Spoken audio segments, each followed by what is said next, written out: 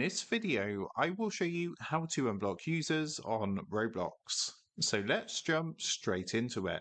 To do this, open up a internet browser and come across to roblox.com. And what you want to do is come up to the top right hand corner and click onto this gear icon to bring up this menu. And from this menu, you want to come and click onto settings.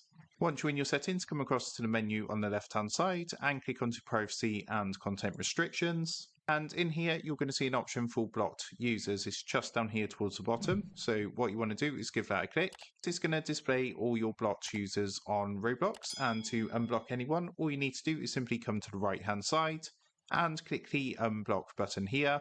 As you can see, it's going to say unblocking will allow this user to send you a connection request. So this is a confirmation window. All you need to do is simply click onto unblock at this point. And as you can see, that user has now been unblocked. That is how to unblock users on Roblox. With that being said, I hope this quick tutorial did help you out today. If this did help you out, I would really appreciate it if you was to consider dropping down below the video, leaving a like, and also subscribing to the channel. With that being said, I just want to take a minute. Thank you guys for watching this quick tutorial, and I will see you in the next video.